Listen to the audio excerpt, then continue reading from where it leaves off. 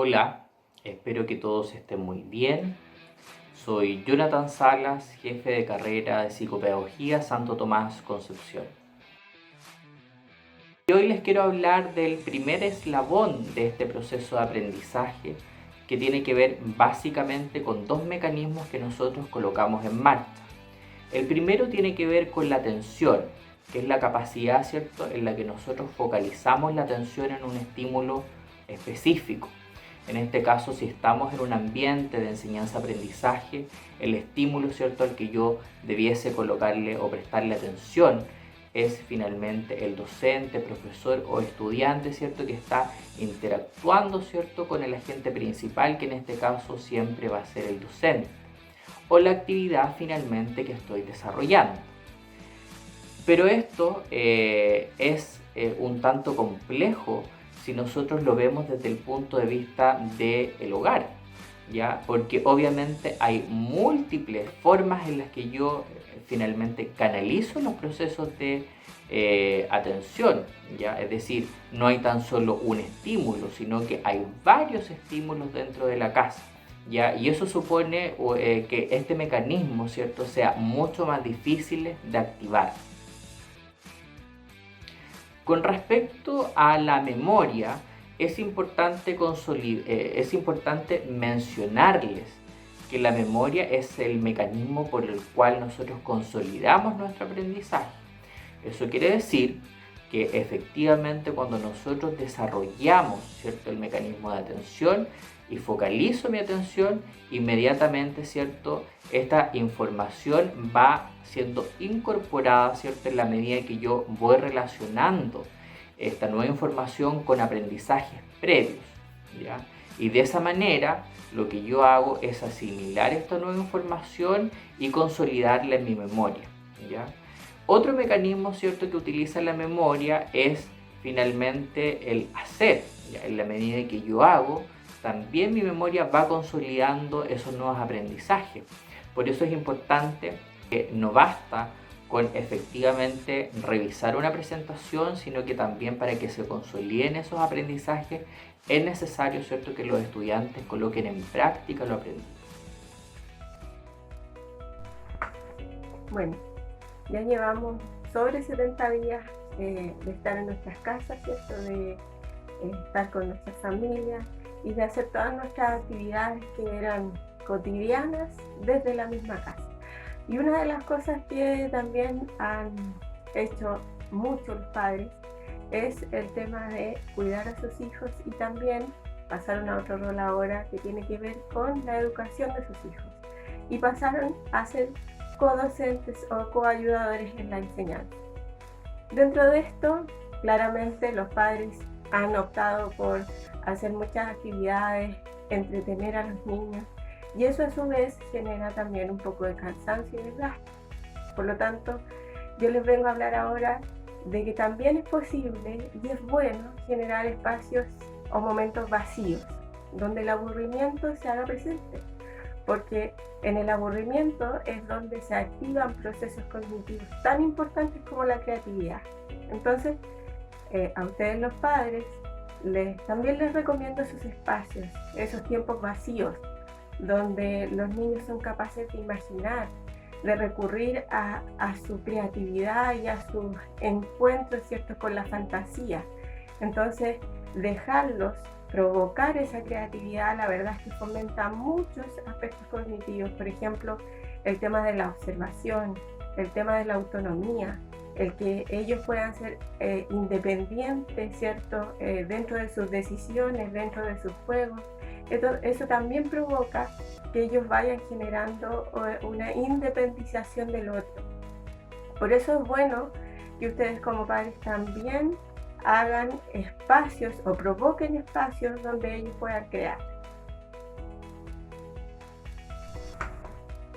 Bueno, ahora yo les quiero recomendar algunos juegos que pueden realizar en sus casas, con sus familias, en estos espacios que a lo mejor son un poquito más reducidos, pero que sin embargo igual nos permiten hacer este tipo de juegos que fortalecen las habilidades cognitivas. Por ejemplo, tenemos el veo-veo, que es un juego donde nosotros vamos dando pistas a los niños para que logren descubrir un objetivo y ahí activamos funciones cognitivas, por ejemplo, como la atención, la concentración, la comprensión verbal al escuchar, ¿cierto?, cada una de las pistas y por supuesto la resolución de problemas, porque ahí llegan a una conclusión final. Lo mismo podemos hacer con la búsqueda del tesoro, que puede estar dentro de la misma casa dejando pistas en distintos lugares. Para los niños que son un poquito más grandes, que ya tienen el proceso lector adquirido, podemos dejar pistas escritas, y para los más pequeños podemos también ir dejando imágenes que ayuden a la comprensión de lo que se está buscando.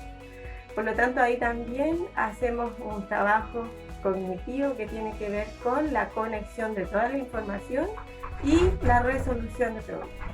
También, por otro lado, podemos hacer juegos un poquito más artísticos para los que tienen esa área un poquito más desarrollada. Puede ser, por ejemplo, el tema de hacer representaciones, hacer dramatizaciones, utilizar vestimentas, ¿cierto?, especiales, disfrazarnos, hacer pintacaritas. También en la noche, cuando los niños estén un poco intranquilos, podemos jugar a la sombra, hacer juego de sombra, y eso también los va a entretener y van a quitar a lo mejor el temor de la oscuridad, por ejemplo. También podemos trabajar con cosas más plásticas que tienen que ver con el reciclaje, hacer distintas maquetas con elementos reciclados dentro de la misma casa, elementos que vamos dejando sin usar. Y por otro lado también en temas más domésticos, hacerlos participar de recetas, donde ahí activamos también la comprensión verbal mediante la receta misma, al leerla o al escucharla, el seguimiento de ideas, ¿cierto?, o de pasos. Y también, por otro lado, la activación del pensamiento lógico mediante las medidas de cada ingrediente. Por lo tanto, todas esas actividades pueden ser de mucho estímulo a nivel cognitivo, pero también a nivel lúdico, porque con esto se van desarrollando todas estas habilidades jugando. Por último, les puedo sugerir algunos sitios de internet que les pueden ayudar para sacar mucho más ideas de actividades y juegos que pueden hacer con sus hijos e hijas dentro de sus casas. Primero tenemos una página que la realiza una psicopedagoga argentina, que ella va todos los días renovando actividades y va proponiendo nuevos juegos para realizar con los niños. Esta página también está en las distintas plataformas de redes sociales, donde ustedes lo pueden encontrar con el nombre de Juguemos en Casa. Luego también les puedo recomendar la página de la Subsecretaría de Educación Parvularia. Ahí también pueden encontrar recursos para trabajar con sus hijos e hijas y hacer actividades que tengan que ver con su etapa de desarrollo. Por otro lado, la Fundación Integra también sacó una aplicación que se llama Integrap, y ahí ustedes lo pueden bajar también al celular y trabajar con las actividades que también allí se proponen. Y por otro lado también tenemos un sitio bien importante que es la página de Chile Crece Contigo, y ahí también ustedes pueden encontrar distintos recursos para trabajar con sus hijos, sobre todo en este periodo, ¿cierto?, que es tan complejo como para explicarles lo que está sucediendo. Ahí también pueden encontrar recursos que tengan que ver con el coronavirus y con todo lo que está pasando, y también actividades que tienen que ver con el fomento y la estimulación de las habilidades cognitivas. Con respecto a la segunda pregunta, es importante mencionarles, ¿cierto?, de qué manera nosotros podemos fortalecer los procesos de memoria y atención dentro del hogar. Primero, ¿cierto?, es importante decirles que aquí nuestro rol fundamental va a estar orientado, ¿cierto?, a las actividades de la vida diaria que uno desarrolla como padre, madre, ¿cierto?, dentro del hogar. Y por lo tanto no supone nada adicional. Es decir, yo finalmente estoy activando procesos de atención y memoria en la medida que a mi hijo, por ejemplo, le doy instrucciones breves de qué es lo que tiene que hacer, ¿ya? Instrucciones simples y complejas de qué es lo que puedo hacer. ¿Y qué suponen estas actividades, o instrucciones simples y complejas? En la primera, suponen una instrucción breve, ¿ya? De una sola cosa a ejecutar, y una instrucción compleja supone varias acciones, y esto uno lo utiliza, con aquellos niños un poco más grandes, varias acciones que finalmente tienen que desarrollar, ya varias instrucciones en una misma. Entonces, por ejemplo, el darle una instrucción de ordenar un espacio físico ya supone, ir activando procesos de atención, ¿ya? Por otra parte, actividades como el memorice, que yo puedo hacer, digamos, con diferentes elementos dentro del hogar, también supone, una actividad que me va a ayudar a generar o desarrollar mayor capacidad, de retención de la información. Y finalmente, es importante el desarrollar algunas actividades enfocadas, al orden, a lo mejor, de algunos elementos según algunos criterios de forma, color, tamaño, etc. Hay algunas aplicaciones que yo puedo utilizar en función de favorecer estos procesos tan importantes, para el aprendizaje, como son la memoria y la atención. Acá tenemos, hoy les voy a hablar de dos aplicaciones que la verdad es que son bastante útiles. Tenemos, Lumosity, que es una aplicación, que trata de alguna manera de programar o de generar actividades de entrenamiento cerebral enfocadas, tanto en la memoria, atención y resolución de problemas, ¿ya? Es una aplicación de forma paga, es decir, hay que pagar por la aplicación, pero sin embargo tiene actividades diarias que son gratuitas para el usuario y que no es necesario pagarlas, ¿ya? Por lo general, esta aplicación se utiliza con jóvenes, un poco, a lo mejor en la edad de adolescencia, y que pudiesen, generar una gran capacidad de memoria, en el desarrollo de la memoria y la atención. Y tenemos otra aplicación, que es Entrena tu cerebro, que es para niños un poco más pequeños, donde efectivamente aparecen actividades enfocadas en su edad, como repetir secuencias, memorizar algunos patrones y asociar algunos objetos, que son tan importantes, digamos, en el desarrollo mismo de el niño. Es importante colocarnos en el escenario que en algún momento vamos a tener que volver a la presencialidad cuando las condiciones, obviamente lo permitan.